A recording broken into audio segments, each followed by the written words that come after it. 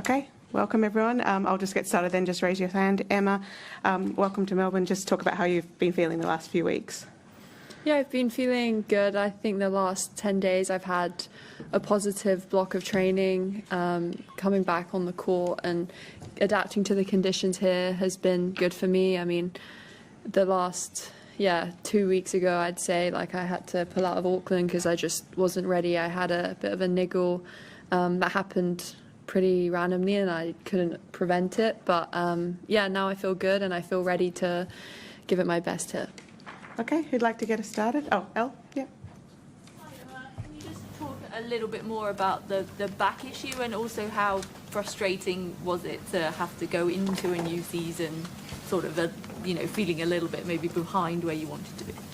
Yeah, I mean, I had a really good block of training in London before Billie Jean King Cup and after the tie, pretty much going straight back into it. And I just, one morning was warming up and, bent over and to tie my laces and I just had a spasm and that was it really. And it took a while to clear. I've had them before and they've usually settled within a few days, but this one, niggled for a couple weeks and I had to, miss quite a bit of training before I left. Wasn't able to play at Auckland, but now I'm feeling good and I feel like I can, give it my best here and, do the good training and continue with that. Okay, Neil? Is there a concern you're a little bit ring rusty coming in because you haven't played a match for so long? That was a bit of an issue going into the US Open, and how have you tried to get over that by compensating that in the build-up? Yeah, I think the difference between this and US Open is before US Open I hadn't actually trained at all really. But I've been putting in, really good work, and this week I've been playing sets with, top players and feeling like I'm holding my own more than okay in those instances and practices. So I feel pretty good with my game, and I'm looking forward to putting it on the match court. Next one, just raise your hand. Yeah.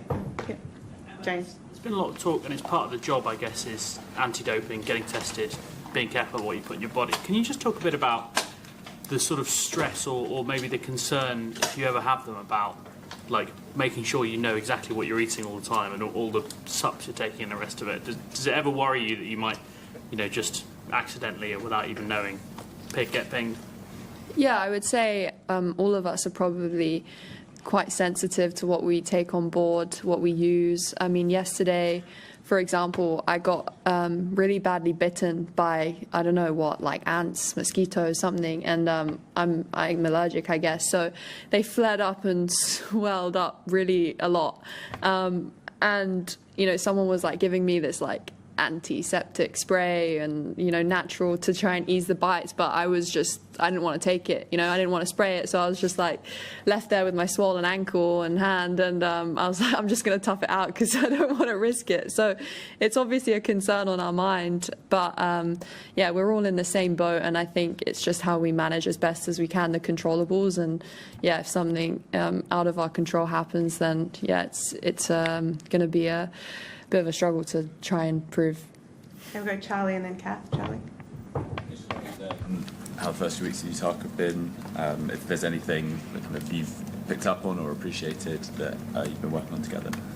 Yeah, I think having him in my camp has been a really good addition. I think he's helped me a lot just in terms of microdosing, bits of fitness here and there throughout the day, and tapering, managing my loads, because I'm someone who's always going to want to push more and train more and do more. So sometimes actually having him to adapt the exercises or pull me back has been helpful. And I think he's also a really committed person and someone who is quite reliable as well. So every day I know that, there's not really going to be any major surprises that are coming my way. And he's just been obviously with a lot of experienced and top players, so having that and his belief and confidence in me has helped a lot.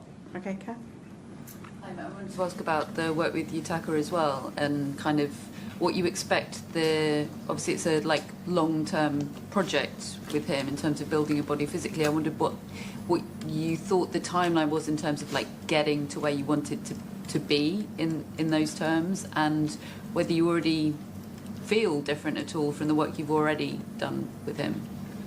Yeah, I think building a body, I think that's a continuous process. I think it's not something that you necessarily put a timeline on, like, okay, in a year I'm going to be a top athlete. You know, it's even when you're a top athlete, there's always things you can do better. But I think I do already feel a difference when I step on the court. I feel like I'm quite reactive and explosive, and I think that stems from my warm-ups being, you know, not necessarily warm-ups, but they're more like a bit of a session, and I feel just ready to go when I'm on the court. And yeah, I think as for how long it's going to take, I'm not sure, but yeah, I trust his work and trust his judgment.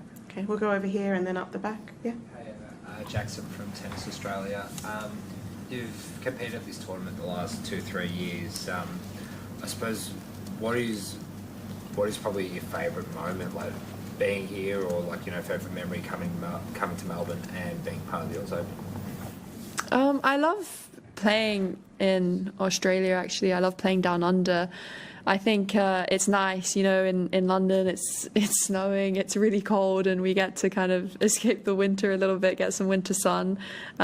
That actually makes a big difference to how I feel, I'd say. Like when you wake up in the morning or in the evenings, it's still light outside. It does, you know, put a twist and enhance my mood, I'd say. But as for playing in Australia, I think the people here are very funny. There's good humour, good banter, and it's somewhere that you can kind of dish it out as well and not be afraid. So I think just the whole thing, I feel very comfortable.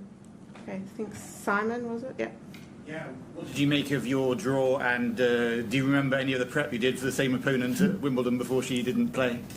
Yeah, I mean, it's very a tricky draw, of course, being unseeded. You can play any top opponent, and you know, she's a player with a lot of experience. So I guess I'm coming in with the underdog mentality. I guess she's, you know, been in this situation many more times than I have, but I back myself to the hills. I feel like I'm in a good place with how I'm approaching my tennis, how I'm feeling on the court.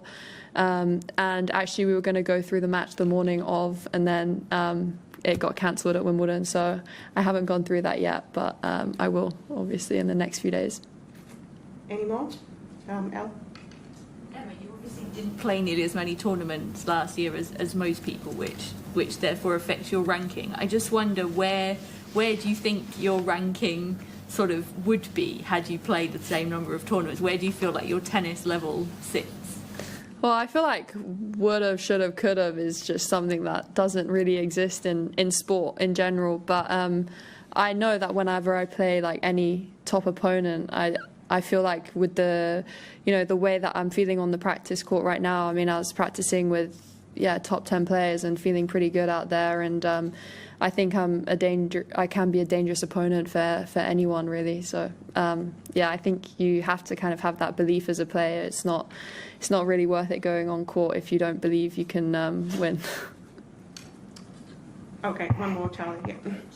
On the fitness side, how that sort of ties in with the nutrition, and kind of, are there particular things, particular meals you always like to eat before, or like fueling during, like? I know we always ask you about food.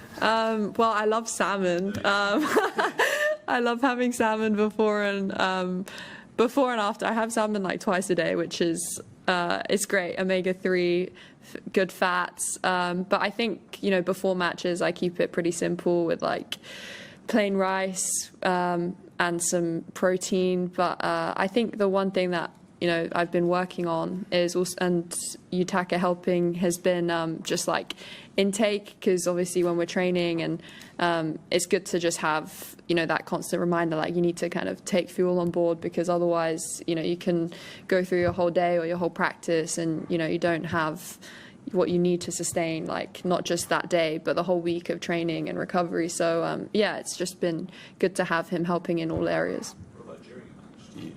Yeah. During, I usually stick to something like really fast release, some like gels or like dried fruit or something.